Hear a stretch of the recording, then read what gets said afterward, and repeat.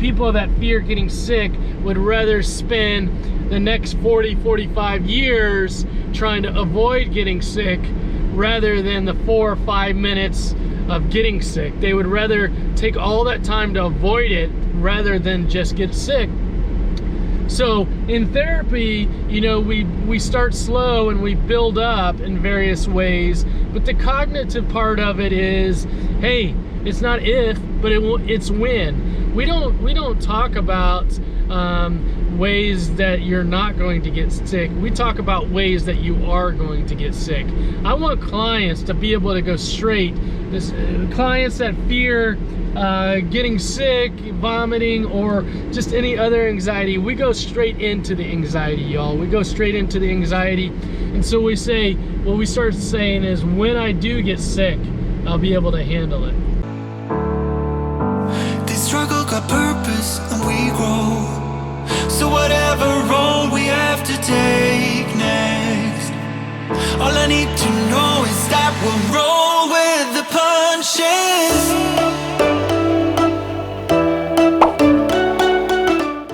Oh my gosh, y'all. Oh my gosh. It is on a warming trend. We have a deep warming trend going on today in Kansas City. 7 degrees, y'all. 7 degrees. Can you believe it? It's a great day. It's a great day to be a community-based therapist, isn't it? It's a great day. We're out in it. We're out in the cold, sunny weather today. Cold, sunny weather. That's right. Cold, sunny. Y'all, did you catch Running with Randy yesterday? Did you catch it? Did you catch it? That's right. Running with Randy's back. It's back. We added Running with Randy to this MWA Daily. We got 2 shows going now. And guess what? Let me tell you a little secret. I was going to share it with you later in the week. But for those that are watching today, a little secret. Saturday Morning Donuts is coming back this week too. That's right. Saturday Morning Donuts. For all you donut lovers, stay tuned. Saturday morning. I think we're going to be going to Daylight Donuts. Daylight Donuts. The L family, several weeks ago, they were like, hey Randy, like, we missed Saturday Morning Donuts. You should go to Daylight Donuts. So this weekend, L family, I'm going to Daylight Donuts and be watching for that Saturday morning. All right, y'all.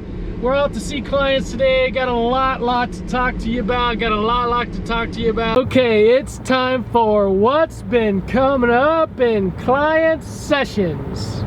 All right, y'all. Well, the weather hasn't been so hot. What's been coming up in client sessions? This has definitely been coming up in client sessions. This is a hot topic. It is this time of year, every year, this time of year. It is a very hot topic. We get more calls about this than we do anything else. Can you guess it? What? Fear of vomiting, emetophobia. That's right, the fear of getting sick, fear of vomiting. We get more calls about that fear than we do anything else. It's hot this time of year because so many people are getting sick. And there's so many opportunities to be triggered. If you have a fear of getting sick, you know, there are so many triggers this time of year. So let's talk about it for a second. Let's talk about the fear of getting sick, vomiting, the fear of vomiting, emetophobia. You know, oftentimes people will avoid anything and everything that may potentially get them sick. Oftentimes kids in school will avoid the lunchroom because lunch is a place where you eat, and they're afraid, you know, after you eat then you get sick. Kids oftentimes, and adults, struggle with when people are coughing, or they say something like, I feel like I'm gonna get sick. Anytime there's any trigger around the idea of vomiting, people with this fear get scared. And so we have to work with them on the cognitive behavioral part of this, right? Oftentimes people will struggle they start thinking that there's a psychosomatic part to this, where you start thinking about it and then you start feeling like you're gonna get sick, right? Or you start feeling you got this nervous twinge in your stomach, and then you start thinking, I'm gonna get sick, okay? And then the behavior is of avoidance. People that fear getting sick, fear vomiting, oftentimes they can't tell the difference between anxiety and the symptoms of anxiety, like the butterflies in their stomach, and actually getting sick and vomiting, how that feels. People often get confused by that, and they will err on the side of that they're going to get sick, when oftentimes they're just anxious. All right, so the therapy around this is helping people be able to work on their thoughts and their feelings, and just help them understand not if I get sick, because people that fear getting sick would rather spend the next 40-45 years trying to avoid getting sick rather than the 4 or 5 minutes of getting sick. They would rather take all that time to avoid it rather than just get sick. So in therapy, we start slow and we build up in various ways, but the cognitive part of it is, hey, it's not if, but it's when. We don't talk about ways that you're not going to get sick. We talk about ways that you are going to get sick. I want clients to be able to go straight. Clients that fear getting sick, vomiting, or just any other anxiety, we go straight into the anxiety, y'all. We go straight into the anxiety. And so we say, what we start saying is, when I do get sick, I'll be able to handle it. When I do get sick, I'll be able to handle it. Now, clients that have a fear of getting sick, they don't start that out of the gate, right? That takes therapy. It takes a while in therapy to get to that place. But when I can get them to say, when I get sick, I'll be able to handle it, that's a good place to be. That's a good place to be. When I get sick, I'll be able to handle it. That's a really good place.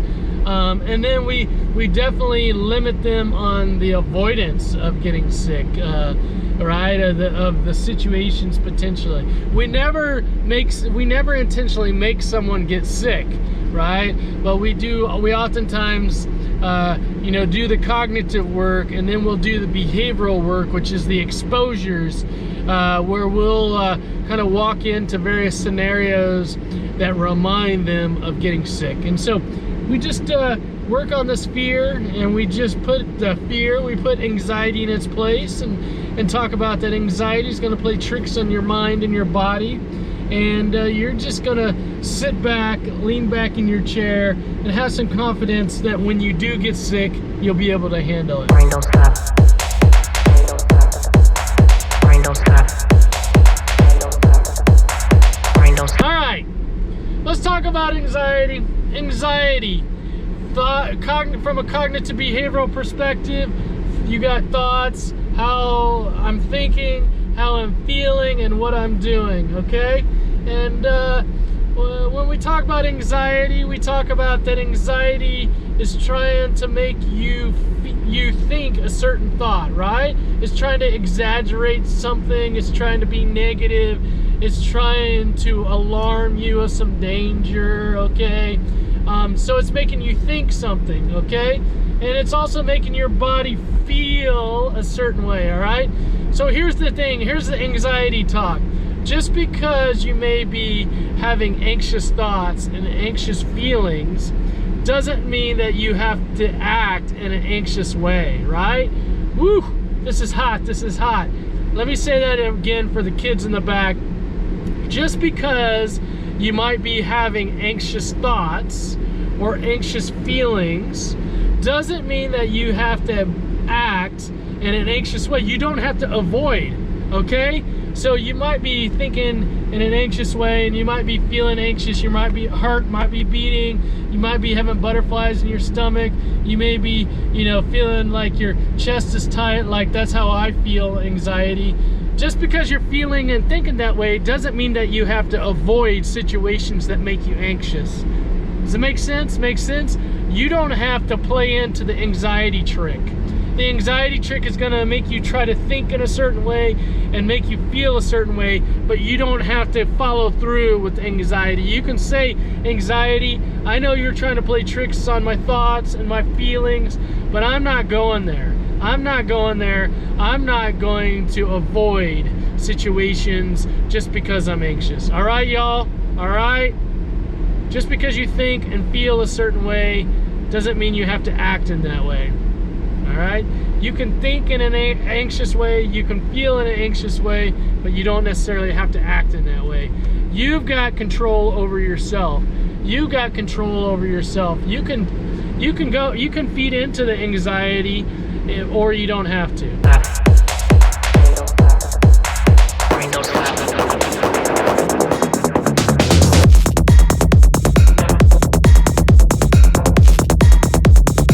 Yo, let's talk about something. Let's talk about something. Hey, there's something that I talk with clients about.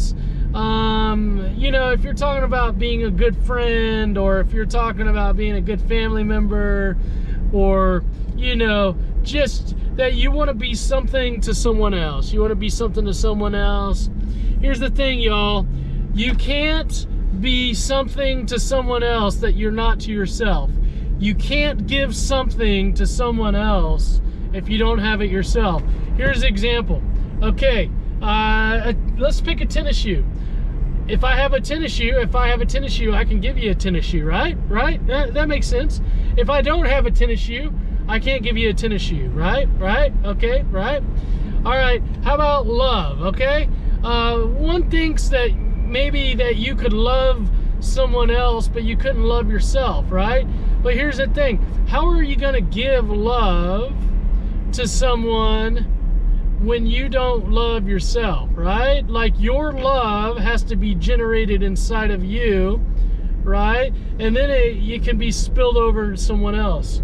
What happens is that when you don't have love yourself, right? If this is going to make sense to you, if you don't have love yourself, then you might try to love someone else, but then here's the thing. You're going to have an expectation for them to love you back. And what is that called? Conditional love. We don't do conditional love around here. We don't do conditional love. It's unconditional love. I'm going to love you no matter what. I'm going to love you no matter what, all right? So the point of this conversation is that you really got to fill yourself up. You got to really be good with yourself. You got to be strong. You got to be connected. You got to be whole. You got to be as well as you can. You got to be as well as you can so you can be a source for other people. Am I making sense here? Am I making sense? Say yes, you're making sense, Randy. Say yes, you're making sense if I'm making sense, y'all. You can't give to someone else. You can't be to someone else that you can't be to you. You started, and then it overflows to you, y'all. So when you're thinking about what you want to be, what you want to give in the world, think about giving it to yourself first. Think about giving it to yourself, and then love, kindness, care, compassion, right? Emotional sensitivity. Give that to yourself first, and then after you give it to yourself, you can give it to others, all right?